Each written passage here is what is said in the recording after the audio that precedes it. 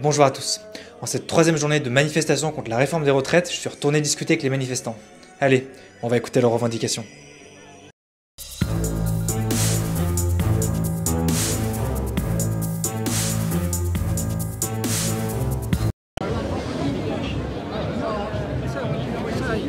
C'est quoi vos revendications aujourd'hui? La retraite à 60 ans, revenir à la retraite, on ne va pas bosser jusqu'à 64 ans, déjà qu'on y arrive à peine. Moi je suis syndiqué, je suis retraité, je suis parti à 60 ans, on est déjà usé par le boulot, il n'y a aucune raison de bosser plus, aucune. Aujourd'hui, on rentre en résistance contre un projet qui met à mal tout l'avenir des travailleurs et de ceux qui sont à la retraite. Voilà. Donc aujourd'hui, je pense qu'on franchit un cap.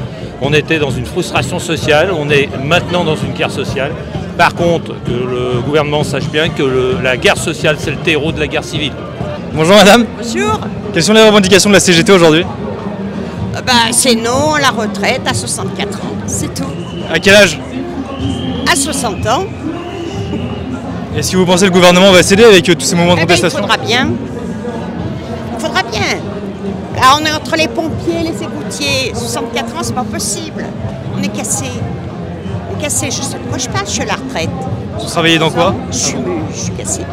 Je peux plus bosser. Donc, je pense à mes collègues, elles ne pourront pas. Et c'est par solidarité que je suis là, car ça va faire bientôt un an que je suis à la retraite. Mais je trouve inadmissible cette réforme à ce moment de la vie, là, et là ils exagèrent quand même. Ils exagèrent et j'irai jusqu'au bout pour pourtant je suis à la retraite, mais je manifesterai autant de fois qu'il le faut pour les générations futures et compagnie. Aujourd'hui, les manifestants, c'est le seul outil qui nous reste là pour revendiquer. Et j'espère que ça va bien se terminer parce que les gens ils commencent à être en difficulté, il y a de la tension de plus en plus. Bon, espérons qu'on va trouver une solution équitable et qu'on sorte de ce problème gagnant-gagnant. C'est quoi vos revendications aujourd'hui? Alors c'est qu'on retire purement et simplement cette réforme qui est injuste et inique. Moi je fais partie de la CNTSO, plus précisément du STA qui est la branche des artistes, auteurs et autrices. Et nous en fait on est au régime général, ce que peu de gens savent, et on n'a pas du tout envie, nous non plus, de travailler jusqu'à 64 ans. Les artistes, auteurs, autrices, ça représente beaucoup de gens, c'est à la fois des traducteurs, des traductrices, des sculpteurs, des plasticiennes. C'est plein de métiers différents et même si on peut ne pas imaginer la pénibilité du travail, si on pense par exemple à des photographes qui doivent trimballer leur matériel toute la journée, si on pense à des sculpteurs qui également ont un travail qui est physique. Et voilà, donc nous on est pour le retrait pur et simple de la réforme, pour nous, mais également par solidarité et avec l'abaissement également du seuil, pas du seuil, pardon, avec l'abaissement également de l'âge de départ pour les métiers pénibles, notamment dans le nettoyage par exemple, ou dans le bâtiment.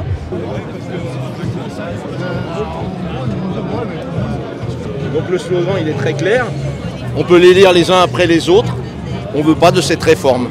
Ça c'est le maître mot. Cette réforme-là, elle ne veut rien dire, elle fait juste travailler les gens qui sont les plus pauvres et ce qu'on veut c'est qu'ils aillent du boulot au tombeau. Pour les personnes qui sont précaires, donc les femmes et les personnes qui ont eu des carrières longues ou entrecoupées, ça va leur repousser encore plus le travail. Et du coup, en plus pour les personnes, vu qu'à partir d'un certain âge, déjà le taux d'employabilité des personnes âgées et des seniors est faible, en fait on va se trouver avec des personnes qui travailleront pas, ou qui seront dans des cas de précarité ou en arrêt maladie long, et du coup ça coûtera encore plus cher et ça n'accompagne pas du tout les seniors. Est-ce que vous pourrez développer votre slogan, s'il vous plaît? Oui, bonjour. Mon slogan, c'est la justice fiscale, parce que c'est la base de tout, en fait, pour une meilleure répartition des richesses. C'est-à-dire que on prélève des cotisations et des impôts pour subvenir aux besoins de ceux qui en ont le plus besoin, justement.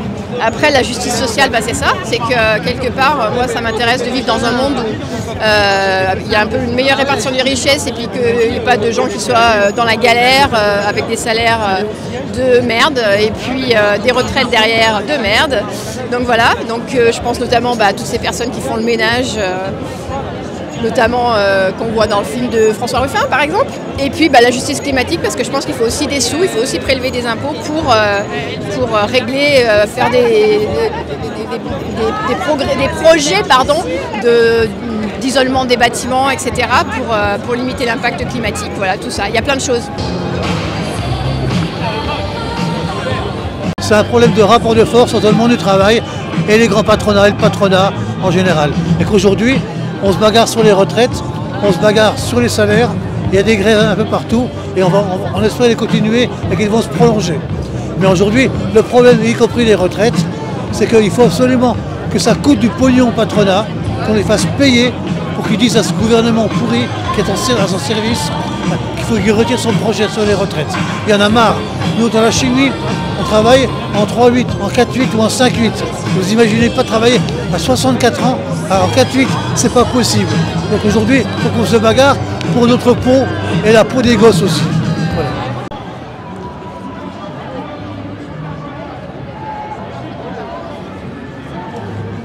Est-ce que ça vous dérange de développer votre slogan sur vos pancartes?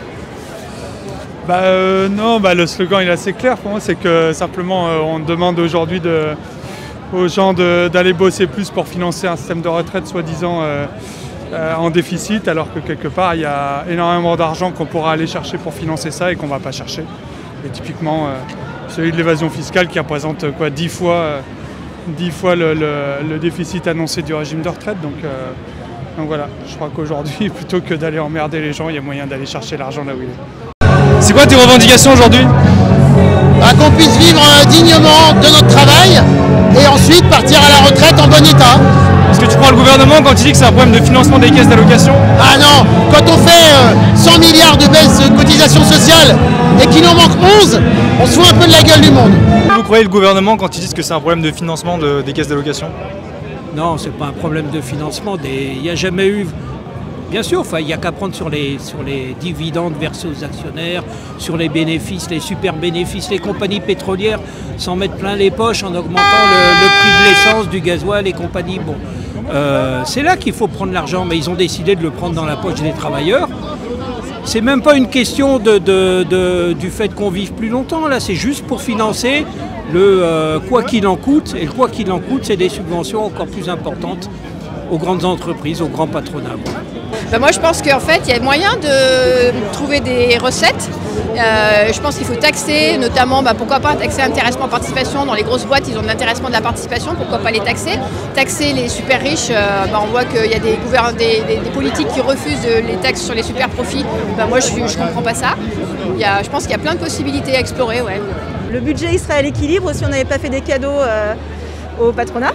Donc non, il faut qu'il retire purement et simplement et je crois que tout le monde est motivé, je crois que personne veut de cette réforme et voilà, donc on est là, on sera encore là samedi et on continuera la grève tant qu'il le faudra.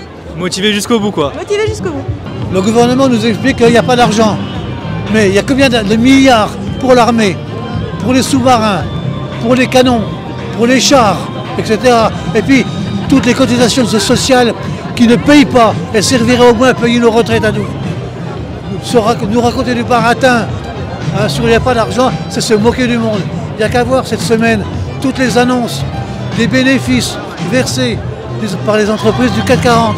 Ce sont des milliards qui servent à des gens qui ne servent à rien, qui sont là que pour empocher du pognon. Il faut les faire payer ces gens-là. Voilà, c'est notre but aujourd'hui. Le problème c'est que moi je crois plus du tout le gouvernement, j'ai été ancien gilet jaune et j'ai vu à quoi ils sont capables. Ils n'écoutent pas les gens en fait, tout simplement. Pour une fois on a réussi à faire l'intersyndical, moi je viens parce que c'est l'intersyndical justement. Je félicite tous les syndicats à chaque fois d'être là et je crois qu'on n'est plus entendu en fait. Voilà. Et la solution elle est politique, mais les politiques ne les écoutent plus non plus puisqu'on se rend compte que ça sert à rien il n'y a rien qui bouge quoi. Qu'est-ce que tu penses de la première concession soi-disant de Madame Borne qui dit qu'elle va peut-être passer à 63 ans pour les gens qui ont commencé à 20-21 ans? Alors d'abord, elle dit qu'il faut 5 trimestres. Donc, en fait, soit on dit c'est la même durée de travail pour tous, soit on dit c'est un âge. La différence c'est qu'un âge, c'est hyper injuste. Mais les concessions, il fallait faire avant. Les concessions, on n'arrive pas à faire. Les gens, ils sont sortis, ils sont fatigués, ils sont épuisés, puis faire des concessions à la fin. Là. Le dialogue, il fallait l'entamer avant. qu'est-ce que vous pensez justement de la première concession soi-disant de Madame Borne qui souhaiterait peut-être abaisser à 63 ans pour les gens qui ont bossé à partir de 20-21 ans? Donc on est habitué avec ce gouvernement, c'est toujours de la communication, c'est jamais des vraies mesures. On nous balade en permanence. Ils maîtrisent la communication, ils l'inversent. J'étais gilet jaune, on a été des fachos. Je suis non vacciné, j'ai été un complotiste. On n'a jamais raison, ils ont toujours raison sur tout. Ils sont hautains, ils sont loin de tout et ils comprennent pas. Et ils comprennent pas que la retraite, normalement, à partir de 50 ans, on peut l'ouvrir. On devrait pouvoir la prendre progressivement. Que les gens aillent jusqu'à 100 ans s'ils en ont envie, libre à eux. Ils ont le droit, dès l'instant où ils peuvent, dès l'instant où ils ont les compétences. Il n'y a pas de problème. Mais à partir de 50 ans, il y a des gens qui ne peuvent plus pratiquer un métier. Il y a des gens qui sont morts à 50 ans. Moi, j'ai tout un tas de collègues, ils ont à peine atteint la retraite, ils sont décédés. Et vas-y, un cancer du pancréas, vas-y, un cancer de ci, de ça. Nous, on ne profite pas, on n'a pas le droit. Ces gens-là, ils gagnent de l'argent, ils gagnent beaucoup d'argent. Ils en profitent tout au long de leur vie. Alors, ils méritent pas, ça, on s'en fout, c'est pas le problème. Moi qui ai des riches en France, ça ne me pose pas de problème. Juste que les écarts, ils sont creusés. On a introduit dans l'économie le pourcentage, et le pourcentage d'année en année a fait que les écarts ils sont creusés à plus finir. Et vous pensez que le gouvernement va réussir à plier avec tous ces mouvements de contestation? Je sais pas, mais en tout cas, il semblerait surtout que sans mouvements sociaux, ça pliera pas. Donc le seul moyen, on le sait, c'est à travers les mouvements sociaux. Donc voilà, il s'agit d'y aller et de voir ce que ça peut donner, mais si on n'y va pas, on connaît déjà le résultat, quoi. Alors, on a entendu effectivement que certains politiques disent que la rue ne gouverne pas, par contre c'est toujours la rue qui a fait la révolution. Donc si le gouvernement est sourd à ce message, il prend d'énormes responsabilités et il va à l'encontre de gros problèmes. Nous on ne cherche pas à faire plier, on cherche un dialogue serein et puis que tout le monde trouve son compte. On cherche à plier personne nous. Enfin nous quand je dis nous, les partenaires sociaux. Parce que s'il y avait un bon dialogue au début puis une bonne concertation, on ne sera pas là quoi. Donc aujourd'hui, plier ou pas plier, on ne cherche pas à plier. Il faudra être plus nombreux, bien plus nombreux, continuer les manifestations. Et puis ce qui pourrait faire céder le gouvernement, c'est que c'est nous qui produisons toutes les richesses, les travailleurs. Si demain on arrête le boulot, oui, là on fera céder le gouvernement. Bon, on n'en est peut-être pas encore là, mais c'est quand même ça qui permettrait, en tout cas, il faut qu'il y ait de plus en plus de monde dans les manifestations. Aujourd'hui, samedi après-midi, voilà. C'est encore pas gagné. Moi, je suis pour la grève reconductive. Je pense que demain, il faut retourner en grève. Après-demain, il faut retourner en grève, clairement. Sinon, on n'y arrivera pas. Alors, les mouvements en eux-mêmes, les manifestations, elles servent les premiers week-ends, les premiers jours de manifestation. Les 2-3 premiers jours, on fait une démonstration de force. Maintenant, c'est évident que les gens vont commencer à craquer et qu'il va se passer des choses. Il va y avoir d'autres manières d'agir. Parce qu'on ne peut pas aller d'un point A à un point B et entendre le gouvernement dire voilà, la démocratie est respectée, maintenant on s'en fout, allez vous faire voir. C'est pas possible. Je pense qu'on vit en démocratie, les députés ont été élus, il n'y a rien à dire, mais ça n'empêche pas d'écouter ce qui se passe. Surtout que Macron a été élu pour faire barrage au Front National, pas pour faire des retraites plus longues. Enfin, la retraite, elle sera plus courte du coup. Vous pensez que le gouvernement va plier? Non, malheureusement.